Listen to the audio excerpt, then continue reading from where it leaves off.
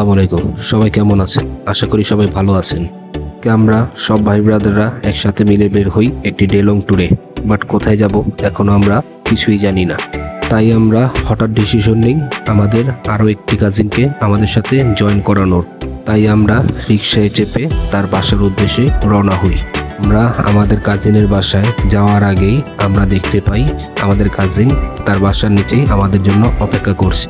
তাকে নিয়ে আমরা হাঁটতে থাকি অচেনা গন্তব্যে। হঠাৎ ঢাকার চাঙ্কার মোড় থেকে আমরা একটি রিক্সা নিয়ে নিই ঢাকা বিশ্ববিদ্যালয়ের টিএসসি মোড়ের উদ্দেশ্যে। টিএসসি মোড়ে যাওয়ার সাথে সাথেই আমরা দেখতে পাই ঢাকা বিশ্ববিদ্যালয়ের মেট্রো স্টেশনটি। তাই যেই ভাবার সেই কাজ, আমরা ঢুকে পড়ি মেট্রো স্টেশনের ভিতরে এবং এখান থেকে আমরা হঠাৎই টিকিট নিয়ে নিই উত্তরা অভিমুখের। যাওয়ার পথে আমরা ঠিকঠাক মতো 5টি এন্ট্রি করিয়ে ঢুকে যাই প্ল্যাটফর্মে পৌঁছানোর সাথে সাথেই দ্রুত গতিতে ছুটে আসে আমাদের মেট্রোটি। আমার দুই কাজিন যেভাবে তাকিয়ে মেট্রোটি দেখছিল, মনে হচ্ছে এটা তাদের জীবনের প্রথম কোনো মেট্রো দেখা। প্ল্যাটফর্মে এসে মেট্রোটি দাঁড়ানোর সাথে সাথেই আমরা চেপে বসি মেট্রোর ভেতরের পরিস্থিতি আপনাদের আর কি বলবো, একদম কোণঠাসা হয়ে দাঁড়িয়েছিলাম কোনো রকম। এইভাবে কোণঠাসা হয়ে দাঁড়িয়ে থেকে আমরা বাহিরের দৃশ্য উপভোগ করতে করতে ছুটে যাই আমাদের মূল গন্তব্যস্থানের দিকে।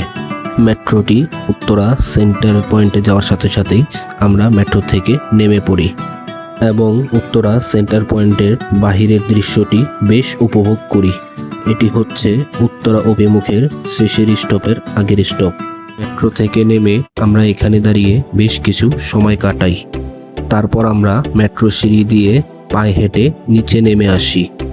নিচে নেমে মেট্রোর পাশ দিয়ে যাওয়া এই আধা কাঁচা রাস্তাটি দিয়ে কিছু দূর এগোতেই আমরা দেখতে পাই হাতের ডান দিকে উত্তরা দিয়াবাড়ি লেকটিতে বোট কাইকিংয়ের অভিজ্ঞতা অর্জন করার সুব্যবস্থাও ছিল। আপনারা চাইলে 200 টাকার বিনিময়ে এখানে বোট কাইকিংয়ের অভিজ্ঞতাটি অর্জন করতে পারেন।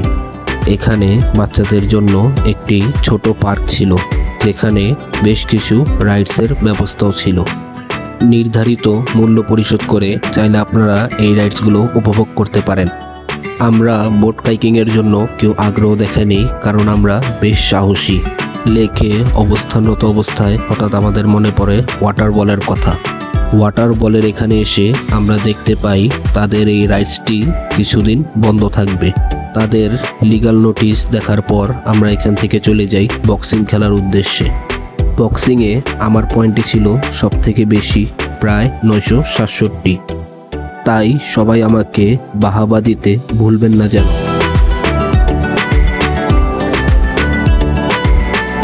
বক্সিং খেলা শেষে আমরা লেকপাড়ের সৌন্দর্য উপভোগ করতে থাকি।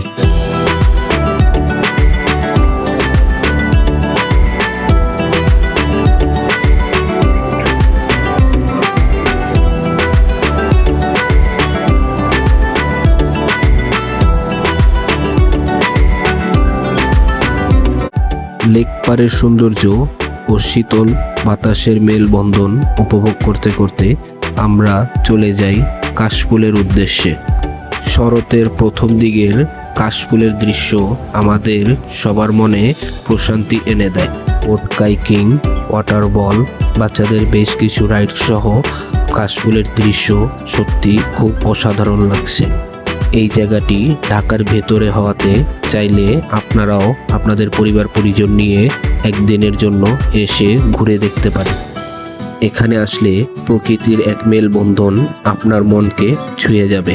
আমরাও প্রকৃতির মেলবন্ধনের এই সৌন্দর্য দৃশ্য উপভোগ করে ফিরতি পথে আবার রওনা হই যার যার গন্তব্যস্থানের দিকে।